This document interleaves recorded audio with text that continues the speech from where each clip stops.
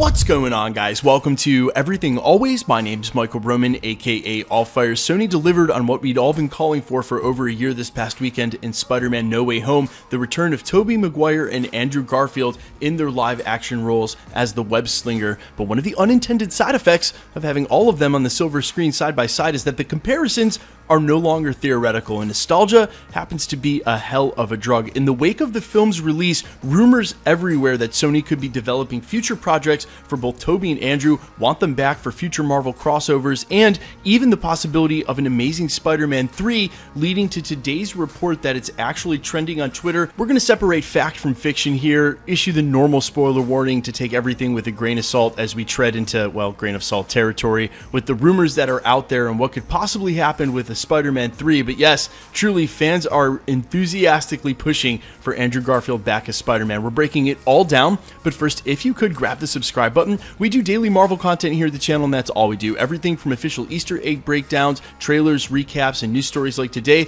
all the way to the anonymous 4chan plot leaks, industry insider scoops, and everything in between. So, if that sort of thing's for you, consider hitting the subscribe button, leaving a comment down below. That'll automatically enter you for all our giveaways, including the PlayStation 5 we're giving away at 920,000 subscribers. Again, all you got to do, hit the sub button, leave a comment down below, and if you want, stick around to the end of the video. We'll get into all the giveaway stuff again there. So as I mentioned moments ago in the prologue, separating fact from fiction, the fact is that fans really want Andrew Garfield back for an Amazing Spider-Man 3, and as evidence of this morning officially trending on Twitter, hashtag make TASM the Amazing Spider-Man 3 is trending.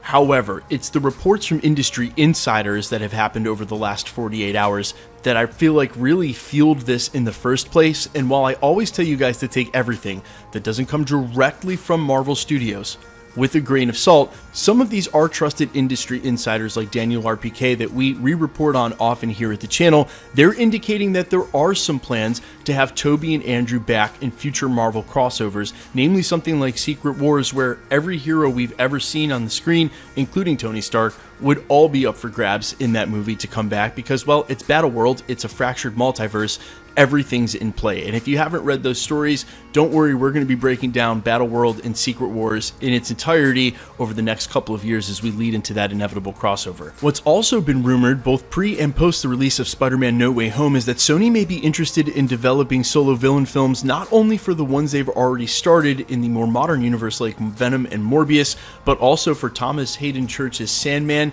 and maybe even Rhys Ifans' Dr. Connors. Now we're hearing this morning Jamie Foxx's Electro may be up for a solo villain film, and while I have to scratch my head and wonder where in the world they would go with those stories, that seems like more fuel for the fire, all these industry insider reports, it's possible we could get the Amazing Spider-Man 3. But taking a step back for just a second and thinking about this on a bigger picture, you want one main Spider-Man to cross these villains over with. It's very obvious to me that the Morbius upcoming film that seems to exist in the confluence of universes, Venom, Tom Hardy's iteration, the upcoming Craven film, they eventually want a modern Sinister Six to cross over against Tom Holland's Spider-Man. Now, is Spider-Man's IP big enough to support two leading men?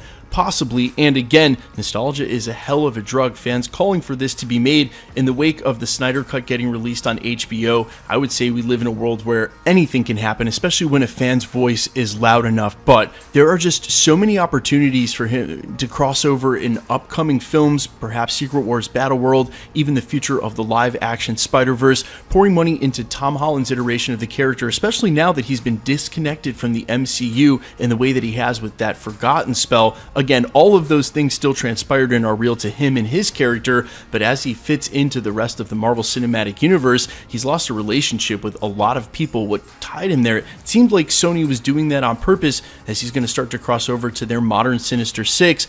Is it big enough to support an Andrew Garfield solo film? Sure. Could they possibly go that route and commit to doing that?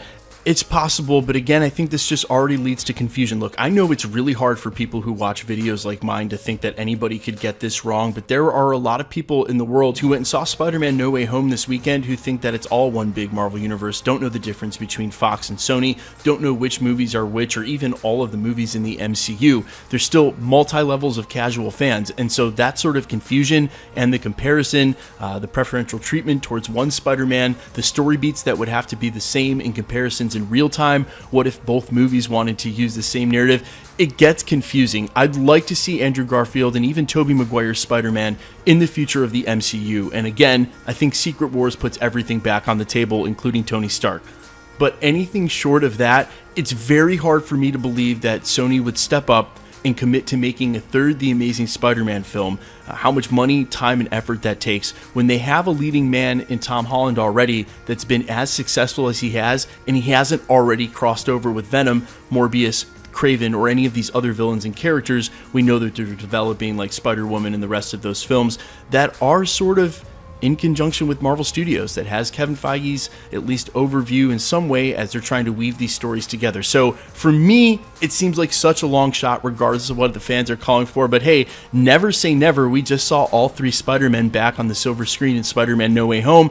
I look, crazier things have happened, and you know, Fans are going to call for what they want. The hope is eventually, though, that this is not for naught, all for naught, and that these characters do have a future somewhere else, because it was awesome to see them back, but it seems like fans just want more. And if that's why you brought them back, and fans have given you the green light to keep using them, and I'm not saying put them in every Spider-Man film, I'm just saying, hey, keep them on the hip, keep them on the side. That's why I don't want to see Marvel killing characters they don't have to kill. Maybe it was time for Tony Stark to go. RDJ wanted to retire from the character, but for me, you leave all the characters in the sandbox, so when we get to the next Secret Wars, or when we get to the next, even Secret Invasion, the more characters, the merrier. I just want to see these huge comic splashes, these wars I remember from the stories, play out on the big screen. The more characters for that, the better. Guys, let me know all your thoughts down below. I didn't even mention Miles Morales, which seems like the next live-action obvious choice. They obviously made an Easter egg for him in the film, but let me know all your thoughts down below quickly. Let's jump into the giveaway stuff before I let you go. All right, we're still giving away PlayStation 5s, and we're giving away more than ever. Now we're doing it every 20,000 subscribers on the way up to 1 million. We're almost to the next one. So if you want to be entered to win, or for any of the future giveaways, all the same rules will always apply. Hit the subscribe button because you need to be a subscriber. Leave a comment down below, and because it's truly random, the more videos you comment on, the better chance you have of winning. All winners will be announced at the end of videos, the same way we're doing here. The best way to keep up with the content has always been to hit the notification bell with all notifications turned on. And as always, if you like today's video, I'd appreciate it if you'd hit the like button. My name's Michael Roman. You can find me over on Instagram and Twitter at IamFires. You can find me on TikTok at EverythingAlwaysYT. You can also find me on all platforms: Spotify, YouTube, Amazon, Apple, wherever you listen to original music under All Fires. Yeah, I'm truly doing a ton of things on a ton of different platforms. I even stream video games over on Twitch under Novellin. I'm everywhere doing everything, everything always. That's why it's called that. So thanks for checking out this channel, guys. Remember to hit the sub button, stick around. We'll be posting again real soon.